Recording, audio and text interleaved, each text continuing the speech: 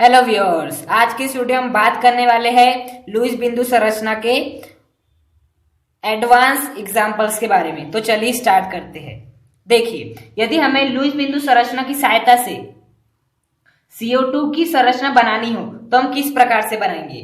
देखिए, सबसे पहले आपको क्या करना रहता है, ई का मान निकालना रहता है। तो हम ई का मान निकाल लेते हैं। ई का मान निकालने के लिए हम क्या करेंगे, बाह्यतम कोश में जितने भी इलेक्ट्रॉन हैं, यहां देखिए अणु में आपके पास कितने परमाणु हैं, 3 परमाणु हैं। पहला कार्बन का परमाणु, दूसरा ऑक्सीजन का परमाणु, तीसरा भी ऑक्सीजन का परमाणु। कार्बन के बाह्यतम कोश में कितने इलेक्ट्रॉन रहते हैं, 4 इलेक्ट्रॉन रहते हैं।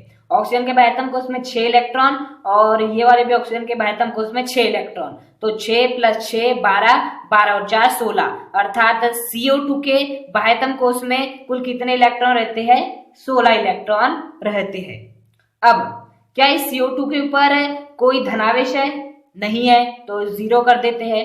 क्या कोई ऋणावेश है, ऋणावेश भी नहीं है, तो हम 0 को जोड़ देते। तो 16 - 0 + 0 कितना हो जाएगा, 16 हो जाएगा। अर्थात आपके पास E की वैल्यू कितनी आ गई, 16 आ गई। अब हम देखेंगे ये जो CO2 है, CO2 में अब सबसे पहले हम देखेंगे केंद्रीय परमाणु के बारे में। देखिए, इसके पहले H2 N2 का हमने एग्जांपल्स देखे थे आपके, तो उसमें क्या था, एक ही प्रकार के परमाणु थे। H2 में भी एक H, दूसरा H, N2 में भी पहला N, दूसरा N। अब हम CO2 देख रहे हैं, अर्थात अलग अलग परमाणु की बात कर रहे हैं एक ही अणु में, तब हमें केंद्रीय परमाणु का चयन करना रहता है। तो केंद्रीय परमाणु का चयन किस प्रकार किया जाता है, केंद्रीय परमाणु का चयन करने के लिए आपको ध्यान रखना होता है कि आपके अणु में जो परमाणु सबसे कम संख्या में दिया हुआ रहता है वो होता है आपका केंद्रीय परमाणु। तो देखिए, CO2 में कौन सा परमाणु सबसे कम संख्या में दिया है, कार्बन। तो आपका कार्बन क्या हो गया, आपका केंद्रीय परमाणु हो गया, क्योंकि कार्बन सबसे कम संख्या में, जबकि O की संख्या 2 है, कार्बन संख्या 1 है। और केंद्रीय परमाणु उसे लेते हैं जिसकी संख्या सबसे कम हो। तो कार्बन होगा केंद्रीय परमाणु और दोनों O को कर दीजिए इसके दोनों और ऐसा। अब हम क्या जानते हैं कि आपको प्रत्येक परमाणु के बाद एक बंध तो कम से कम बनाना है। तो हमने बना दिए यहां भी, और यहां भी क्या कर दिए, बना दिए। ओके, अब देखना है आपको बंध के इलेक्ट्रॉन। यहां देखिए कितने बंध बन रहे हैं, आप पहले से बनाए तो 2 बंध बन रहे हैं। 2 बंध बन रहे हैं अर्थात कितने इलेक्ट्रॉन, 4 इलेक्ट्रॉन। 1 2 3 4, अर्थात बंध के इलेक्ट्रॉन कितने हो गए, 4 इलेक्ट्रॉन हो गए। हमने ई भी निकाल लिए, बंध इलेक्ट्रॉन में निकाल लिया। अब निकालना है हमें एकाकी इलेक्ट्रॉन युग्मों की संख्या। देखिए, उसके लिए हम क्या करते हैं, E- बंध इलेक्ट्रॉन। तो E का मान कितना है, 16, और आपका बंध इलेक्ट्रॉन का मान कितना है, 4 है। तो 16 - 4 = 12।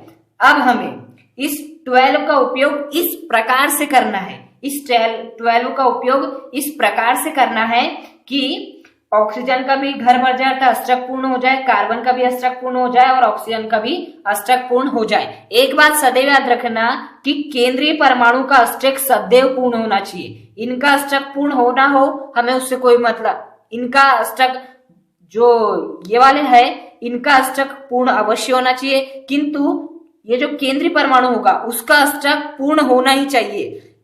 अर्थात अष्टक होने का अर्थ है कि 8 इलेक्ट्रॉन, अर्थात जो आपका केंद्रीय परमाणु होगा उसमें 8 इलेक्ट्रॉन होने ही चाहिए। अब यदि 8 से ज्यादा इलेक्ट्रॉन भी हो रहे हैं, अर्थात उसमें 10 इलेक्ट्रॉन भी हो रहे केंद्रीय परमाणु में, तो 10 इलेक्ट्रॉन भी चल जाएंगे। अर्थात केंद्रीय परमाणु में या तो 8 इलेक्ट्रॉन होना चाहिए, 8 से ज्यादा होना चाहिए, कभी भी 8 से कम नहीं होना चाहिए।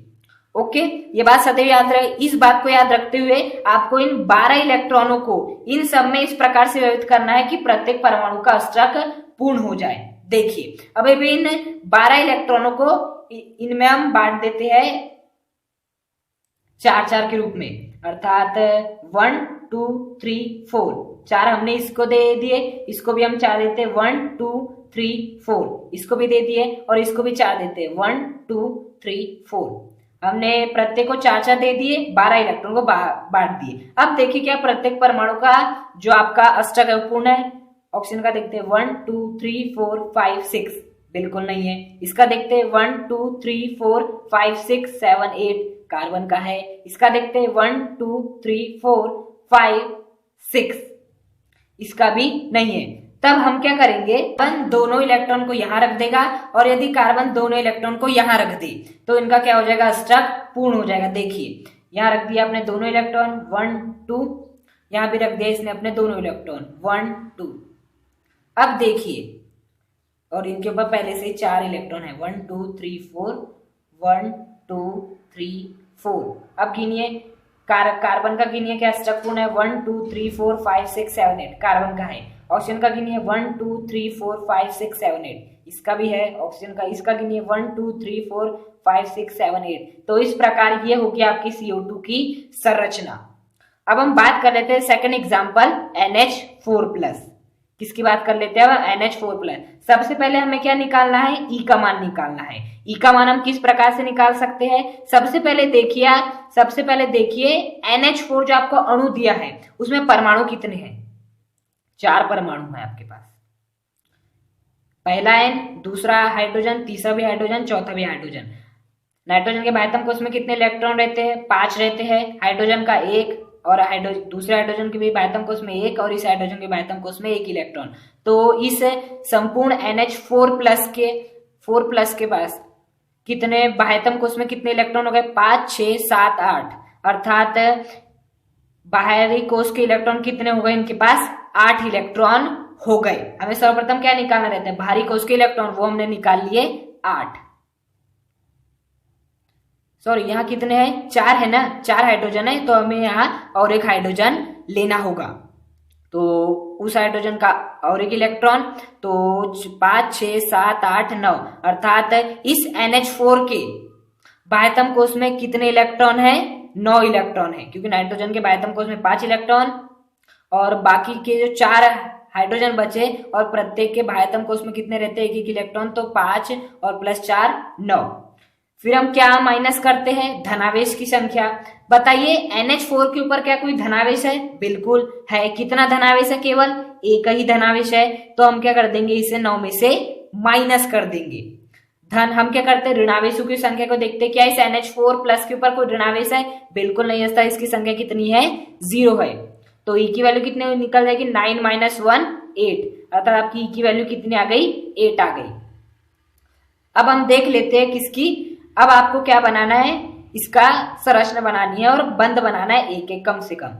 पहला N, दूसरा N, तीसरा N, सॉरी पहला N, पहला हाइड्रोजन, दूसरा हाइड्रोजन, तीसरा हाइड्रोजन, चौथा हाइड्रोजन। इनके मध्य हमें कम से कम एक बंध तो बनाना ही रहता है। एक बंध, दूसरा बंध, तीसरा बंध, चौथा बंध। तो बताइए यहाँ बंध के इलेक्ट्रॉन कितने हो गए, कितने बंध बन रहे, 4 बंध, 1 2 3 4। तो इलेक्ट्रॉन कितने हो जाएंगे, 1 2 3 4 5 6 7 8।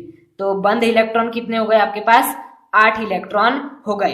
अब हमें निकालना है क्या, एकाकी इलेक्ट्रॉन युग्म। एकाकी इलेक्ट्रॉन युग्म के लिए E माइनस बंध के इलेक्ट्रॉन, E की वैल्यू कितनी है, 8, बंध इलेक्ट्रॉन की वैल्यू कितनी है, 8, तो 8 - 8 कितना हो जाएगा, 0, अर्थात एकाकी इलेक्ट्रॉन युग्म की संख्या कितनी हो जाएगी, 0 हो जाएगी।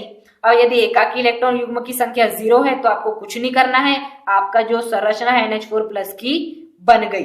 और हमेशा एक बात याद रखना, यदि आपके पास कोई इस प्रकार का अणु है जिसमें अलग अलग परमाणु है, तो उसमें जरूर ना जरूर कोई ना कोई केंद्रीय परमाणु होगा, और यदि उस अणु के ऊपर कोई धनावेश है तो वह सदैव आपके केंद्रीय परमाणु के ऊपर आएगा। वो सदैव किसके ऊपर आएगा, केंद्रीय परमाणु के ऊपर ही आएगा। तो इस अणु के ऊपर प्लस का पॉजिटिव था तो सदैव केंद्रीय परमाणु के ऊपर आता है, तो हमने केंद्रीय परमाणु यहाँ N था तो N के ऊपर क्या लिख दिए, हमने धनावेश लिख दिए। तो इस प्रकार आपकी क्या बन गई, संरचना बन गई। अब देखिए क्या इस हाइड्रोजन का घर भर गया, 1 2 इलेक्ट्रॉन भर गया, इसके भी 1 2, इसके भी 1 2, इसके भी 1 2, अर्थात प्रत्येक के क्या है, 2 2 इलेक्ट्रॉन आ गए। हाइड्रोजन में बाह्यतम कोश में अधिकतम 2 इलेक्ट्रॉन होने चाहिए, 2 इलेक्ट्रॉन आ गए। अब देखते हैं नाइट्रोजन के बाह्यतम कोश में 8 इलेक्ट्रॉन है कि नहीं, 1 2 3 4 5 6 7 8, अर्थात नाइट्रोजन के बाह्यतम कोश में 8 इलेक्ट्रॉन आ गए, अर्थात यह हमारा जो संरचना है वो कैसी है, सही है। अब हम बात कर लेते हैं तीसरे एग्जाम्पल के बारे में, और वह है आपका HNO2। वो क्या है आपका HNO2। HNO2 में भी आपको सर्वप्रथम क्या करना है, ई की वैल्यू निकालना है। देखिए ई की वैल्यू निकालने के लिए इस अणु में जितने भी परमाणु, उनके बाह्यतम कोश में जितने भी इलेक्ट्रॉन होंगे उन सभी को जोड़ देना है। जो वैल्यू आएगी वही होगा इस अणु के बाहरी कोश में इलेक्ट्रॉन। देखिए H के बाहरी कोश में कितने इलेक्ट्रॉन रहते हैं? 1। नाइट्रोजन के बाहरी कोश में कितने इलेक्ट्रॉन रहते हैं? 5। और ऑक्सीजन के बाहरी कोश में कितने रहते हैं? 6। तो 2 ऑक्सीजन है तो दूसरे ऑक्सीजन के बाह्यतम कोश में 6 होंगे। तो 6 + 6 12, 5 17, 17 और 1 18। अर्थात इस HNO2 के बाहरी कोश में कुल कितने इलेक्ट्रॉन हो गए? 18 इलेक्ट्रॉन हो गए। अब देखिए क्या इस HNO2 के ऊपर कोई धनावेश है? बिल्कुल नहीं है। अर्थात हमें किसी चीज को घटाने की कोई आवश्यकता नहीं, 0 है धनावेशों की संख्या। क्या कोई ऋणावेश है? बिल्कुल नहीं है। तो हमें ऋणावेशों की संख्या को भी क्या मानना पड़ेगा? 0 मानना पड़ेगा। तो आपकी ई की वैल्यू कितनी आ गई? 18 आ गई। अब हम निकालेंगे बंद इलेक्ट्रॉन की संख्या। बंद इलेक्ट्रॉन की संख्या के लिए आपको सर्वप्रथम देखना है केंद्रीय परमाणु। देखिए हम केंद्रीय परमाणु का चयन किस प्रकार करते हैं? जो सबसे कम संख्या में है। तो इस HNO2 में सबसे अधिक संख्या कितनी है? ऑक्सीजन की कितनी है? 2 है। अब सबसे कम संख्या कितनी है? नाइट्रोजन और हाइड्रोजन की 1-1 है। अब नाइट्रोजन और हाइड्रोजन में से हम किसका चयन करेंगे? तो नाइट्रोजन और हाइड्रोजन के जो है आपकी क्या है, जो संख्या है वो बराबर है आपके अणुओं में। तब आपको हमेशा याद रखना कि हम सदैव उसका चयन करते जिसकी विद्युत ऋणात्मकता कैसी हो? सबसे कम हो। जिसकी विद्युत ऋणात्मकता कैसी हो? सबसे कम हो। और एक बात सदैव याद रखना, आपको हाइड्रोजन और फ्लोरीन को कभी भी केंद्रीय परमाणु नहीं लेना है। ये बात हमेशा याद रखना कि आपको हाइड्रोजन और फ्लोरीन परमाणु को कभी भी केंद्रीय परमाणु नहीं लेना है। अर्थात हाइड्रोजन और नाइट्रोजन में हमें तो हाइड्रोजन कभी केंद्रीय परमाणु के रूप में लेना नहीं है, तो हम हाइड्रोजन को नहीं लेंगे। तो हम क्या बच गया हमारे पास? ऑप्शन नाइट्रोजन को लेंगे। तो हम क्या लिख देंगे? हम नाइट्रोजन लिख देंगे। ओके, अब क्या बना देते हैं हम? इसके चारों जितने भी H है, जितने भी O2 उनको प्रदर्शित कर देते हैं। एक H, पहला O, दूसरा O। कम से कम इनके मध्य 1-1 तो बंद बनेंगे। तो एक बंद, दूसरे बंद, तीसरा बंद। तो बताइए बंद इलेक्ट्रॉन कितने हो गए आपके? 3 बंद बन रहे, अर्थात 6 इलेक्ट्रॉन। 1 2 3 4 5 6, अर्थात कितने इलेक्ट्रॉन हो गए आपके पास? 6 इलेक्ट्रॉन हो गए। अब निकालना में एकाकी इलेक्ट्रॉन युग्म की संख्या। तो एकाकी इलेक्ट्रॉन युग्म की संख्या निकालने के लिए हम क्या करते हैं? E माइनस बंद इलेक्ट्रॉन, अर्थात E की वैल्यू कितनी है? 18 माइनस बंद इलेक्ट्रॉन की संख्या कितनी है? 6। तो 18 माइनस 6 कितना हो जाएगा? 12 हो जाएगा। अर्थात आपको इन 12 इलेक्ट्रॉन को इस प्रकार से व्यवस्थित करना है कि प्रत्येक जो आपका परमाणु है आपके अणु में, उनका अष्टक पूर्ण हो जाए।